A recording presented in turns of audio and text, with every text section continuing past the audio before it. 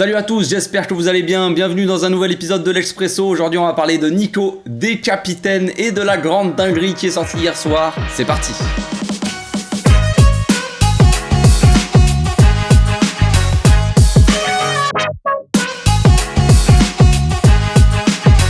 Pour démarrer, la grande nouvelle de la journée, c'est Ferran qui récupère le numéro 11, enfin, le GOAT. Ferran Torres, numéro 11 les amis, ici on valide totalement, vous êtes pas contents.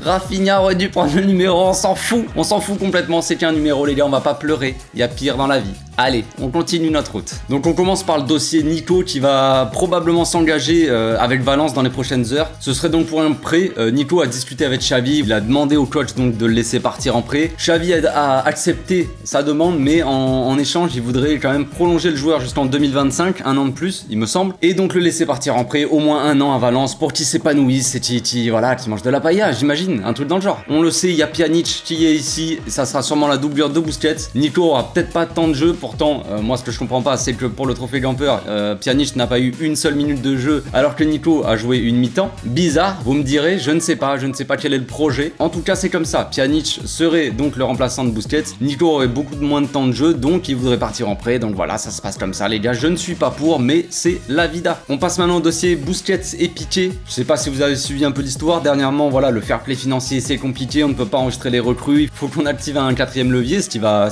pas tarder à être le cas, ce qui est plus ou moins le cas. Là, on a envoyé les dossiers à la Liga, je crois, ce matin. Donc en attendant, il faut quand même ramasser encore un peu de thunes, en tout cas en économiser. Je crois que même avec le quatrième levier, ça ne suffira pas, donc il faut baisser les salaires. C'est toujours le même problème. Oui, on est à la rue, les gars. Donc le club a demandé à Piqué et à Busquets de baisser leur salaire, on l'a vu, et ça va être le cas. Ils vont baisser leur salaire en tout, par rapport au début, on va dire, à peu près, il me semble, de 50%. C'est-à-dire, ils vont baisser à nouveau de 4 millions net. Ce qui veut dire que Busquets et Piqué, normalement, vont toucher un salaire moins élevé que Pedri, Ansu ou Dest par exemple. Après on dit voilà, les capitaines doivent montrer l'exemple. Voilà, il me semble que c'est une belle preuve d'exemple à donner aux autres. Je ne cite personne. Si tu es blond et que tu es en bonne forme et que tu joues dans un grand club, regarde cette vidéo. Donc maintenant on passe à la dinguerie qui n'est pas nouvelle. En soi, on va recontextualiser l'histoire. Souvenez-vous, on prend 8-2 par le Bayern, on se fait éliminer de la Ligue des Champions. Bartomeu est à 2 doigts de se faire virer. Juste avant, dans un dernier élan pour détruire le club, il prolonge 4 joueurs magnifiques: Piquet,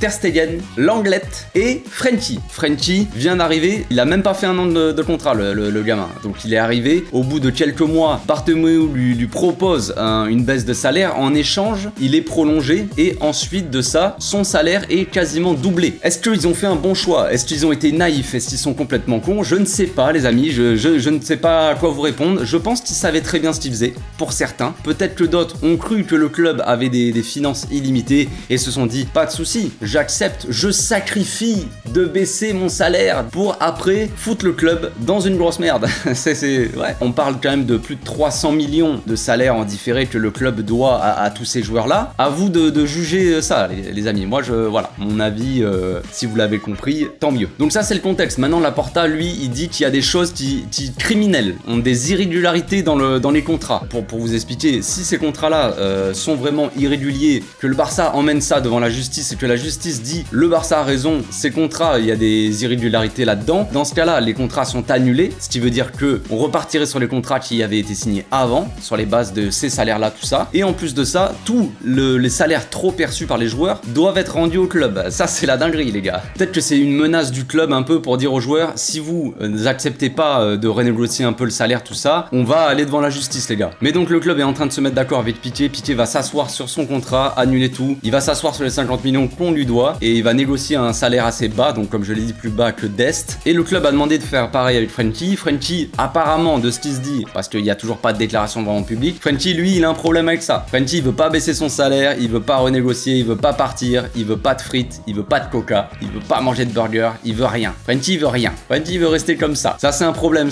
pour le club, c'est un problème pour tout le monde. Donc je sais pas où ça va aller. On sait que Chelsea sont dans le coin, dans la pénombre, à attendre comme ça. Hey, tu veux l'argent? Ils ont la thune. On t'attend, frère. On est prêt, à ce qui paraît, à te payer ton salaire que tu veux. En plus de ça, on te paierait les dettes que le Barça te doit. Genre, je sais pas si c'est vrai, mais franchement, Chelsea, c'est chaud. Hein. Si c'est vrai, les gars, vous avez pas de race. Mais bon, bref, c'est une autre histoire. Donc, on ne sait pas où ça va aller, cette histoire avec Chelsea, cette histoire de contrat avec le club. Mais là, il y a une grosse pression quand même sur Frenkie. Je sais qu'il y a beaucoup de gens qui le défendent. Non, touchez pas à mon petit Frenkie. Ça reste un grand garçon. Il sait ce qu'il fait.